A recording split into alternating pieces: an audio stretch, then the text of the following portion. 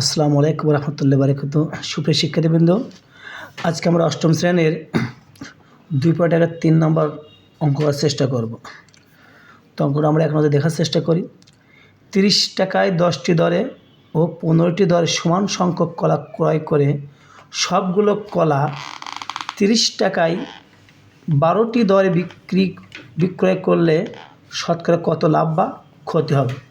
এখানে লক্ষণীয় যে 30 টাকায় একবার ক্রয় করেছে 10টি, আবার ওই 30 টাকায় আবার ক্রয় করেছে 15টি। তোমরা লক্ষ্য রাখি যে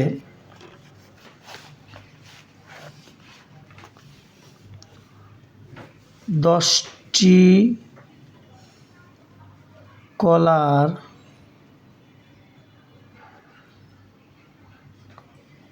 ক্রয় মূল্য 30 টাকা।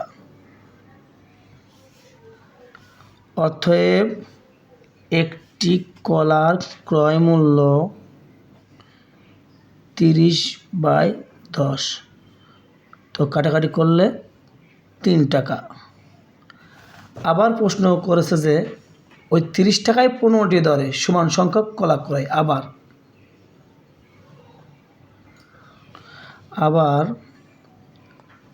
15টি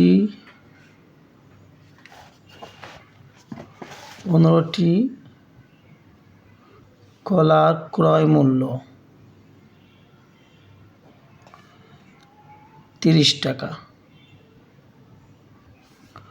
অতএব একটি কলার ক্রয় মূল্য 30/15 সমান 2 টাকা। তাহলে এই একটার দাম 3 টাকা আর একটার দাম 2 টাকা, তাহলে 1 + 1 সমান 2টির ক্রয় মূল্য। মোট ক্রয় মূল্য 3 + 2 সমান 5 টাকা। তাহলে অতএব একটির মোট ক্রয় মূল্য, তো 5/2 সমান 2.5 টাকা। তো আমরা এখন পেলাম মোটের পর ক্রয় মূল্য। তো একটির দাম 3 টাকা, এখানে একটার দাম 2 টাকা, দুইটির টোটাল মূল্য হলো 5 টাকা। তো আমরা একটির দাম পেলাম 2.5 টাকা, তো গড়ে 2.5 টাকা। আবার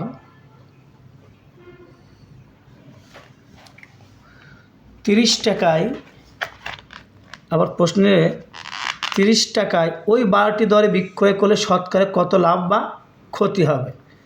তাহলে লিখতে পারি যে আবার 12টি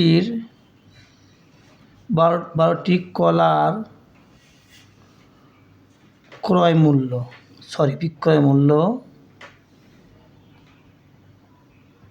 বিক্রয় মূল্য 30 টাকা।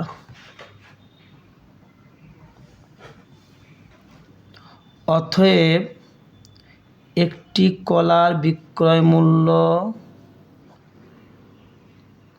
30/12 সমান 2.5 টাকা। তাহলে আমরা ক্রয় মূল্য পেলাম 2.5 টাকা, আবার বিক্রয় মূল্য পেলাম 2.5 টাকা। সুতরাং ক্রয় মূল্য যা, বিক্রয় মূল্য তা। তো উত্তর আমরা লিখতে পারি যে অতএব উত্তর লাভ ও ক্ষতি কিছুই না। সুপ্রিয় শিক্ষার্থীবৃন্দ, ভিডিও ভালো লেগে থাকে তাহলে লাইক, কমেন্ট, শেয়ার, সেই সাথে সাবস্ক্রাইব করে বেল আইকনটি ক্লিক করে আমাদের পাশে থাকো, যাতে আমাদের ভিডিওটি আপলোড হওয়ার সাথে সাথে তোমরা পেয়ে যাও। আসসালামু আলাইকুম রহমতুল্লাহ বারাকাতুহু।